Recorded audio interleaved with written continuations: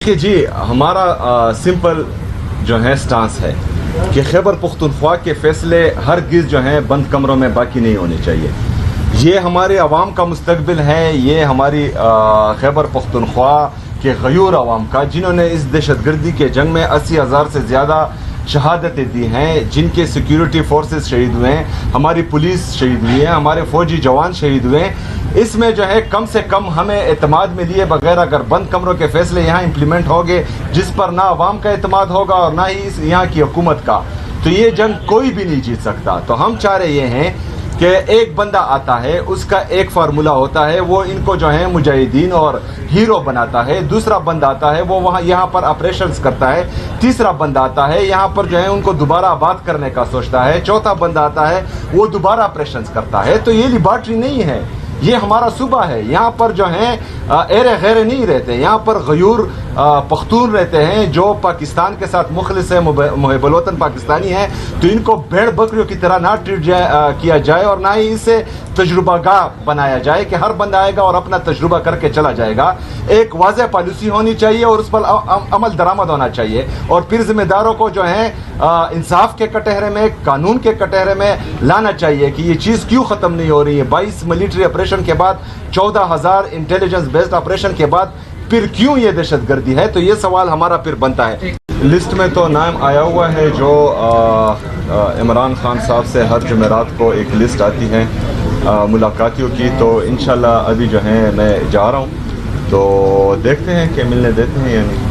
آپ نے کہا کہ توہین عدالت کی درخواست دائر کریں، وہ دائر ہوئی ہے یا نہیں؟ جی آج جو ہے کیونکہ وہ ہمیں سائن شدہ آرڈر نہیں دے رہے تھے ہائی کورٹ، تو آج جو ہے ان کو میرا لیٹر ریسیو ہوا ہے اور اس ریسیونگ کی کاپی جو ہے مجھے موصول ہوئی ہے. آج کے انتخابات کے بعد مختصر کابینہ بن سکے گی یا نہیں؟ انشاءاللہ بنے گی. بڑی رکاوٹ کون سی ہے؟ عمران خان نے پیغام بھی بھیجا ہے کابینہ کے حوالے سے، وہ بھی کون سی بڑی رکاوٹ ہے کہ کابینہ نہیں بن پا رہی؟ دیکھیں جتنی بھی رکاوٹیں ہمارے سامنے آتی ہیں الحمدللہ وہ عبور کر کے ہی ہم یہاں پہنچے ہیں، اور تو رکاوٹ ابھی کوئی نہیں ہے. سر یہ بتائیں پچھلی دفعہ الیکشن تھا تو آپ کی جو اپنے وزارت صاحب کا وہ تو سارا وقت یہاں پہ بیٹھے رہے اور ایک ووٹ پہ نظر ڈالی، آپ کو کچھ سلپ ہونے کا خطرہ نہیں؟ ان کی ملاقات نہیں ہوتی تھی ناڈیالہ میں، اور ایسی بات ہے کہ ہمیں جو ہیں ہمارے جتنے بھی ایم پی ایز ہیں، اسپیکر صاحب سے الیکشن، ان کے الیکشن سے لے کر میرے الیکشن تک الحمدللہ ہمارا ایک بندہ بھی سلپ نہیں ہوا، اس کے بعد بھی نہیں ہوگا. بالکل چٹان کی طرح ہمارے سارے M P as Imran Khan صاحب کے ساتھ اور اس کی پارٹی کے ساتھ کھڑے ہیں. سر یہ بتائیں، گڈ گورننس ایک سنگین مسئلہ بن چکا ہے، لوگوں کے ایکسپیکٹیشن ہے، تیسری بار آپ کی پارٹی کو حکومت دی ہے، کس طرح ڈیلیور کریں گے اور کیا آپ کے پاس پلان ہے کہ لوگوں کی جو خدشات ہیں، جو ان کے مسائل ہیں وہ حل ہو جائیں؟ دیکھیں جب گڈ گورننس ہو رہی تھی تو اسی وجہ سے آج ہم تیسری دفعہ حکومت میں ہیں. لوگ عمران خان صاحب اس کی پارٹی پر اعتماد کرتے ہیں. خیبر پختونخوا کی تاریخ میں یہ پہلی دفعہ ہو رہا ہے کہ کسی حکومت کو یا کسی پارٹی کو تیسری دفعہ جو ہے موقع دیا جا رہا ہے. تو لوگوں کا وہ مطمئن ہے، لوگوں کا اعتماد ہے عمران خان پر، ان کے نظریے پر اور ان کی پارٹی پر. تو اسی وجہ سے جو ہے تیسری دفعہ ہم حکومت میں ہیں. تو انشاءاللہ تعالی جس طرح پہلے ڈیلیور کیا تھا اس دفعہ بھی جو ہے ویسے ہی ڈیلیور کریں گے انشاءاللہ.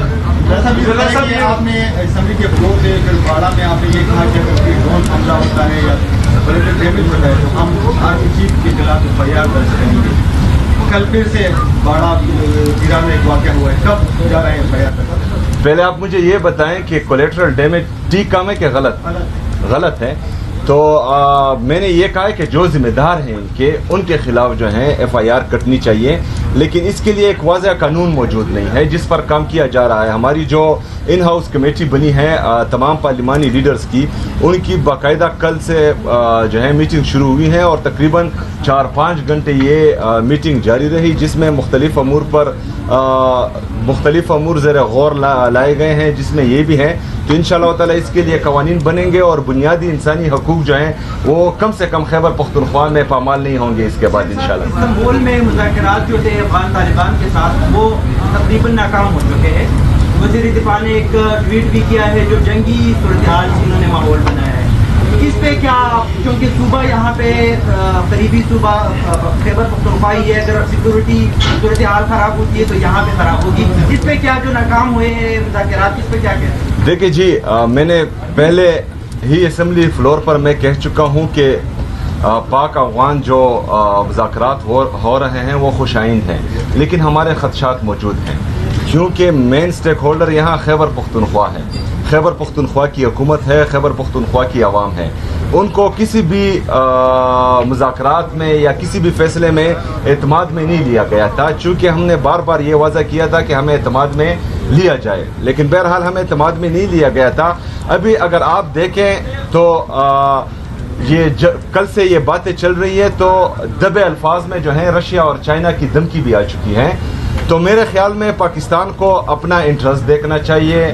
کوئی بھی ملک کسی کا سگا نہیں ہوتا, ہر ملک کے اپنے اپنے انٹرسٹ ہوتے ہیں, اس کے مطابق جو ہیں دشمنی اور دوستی کی جاتی ہے. افغانستان میں ہمارا کوئی انٹرسٹ ایسا ہے ہی نہیں جس سے پاکستان کو سب سے زیادہ فائدہ ہو یا اس سے زیادہ فائدہ ہو.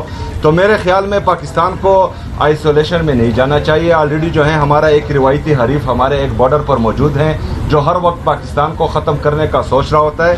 تو اس وقت جو ہے ہمیں ایک اسٹیٹ مین کی ضرورت ہے جو مطلب پاکستان کا سوچے, پاکستانی عوام کا سوچے اور پاکستان کے بہترین مفاد میں اپنے فیصلے کرے.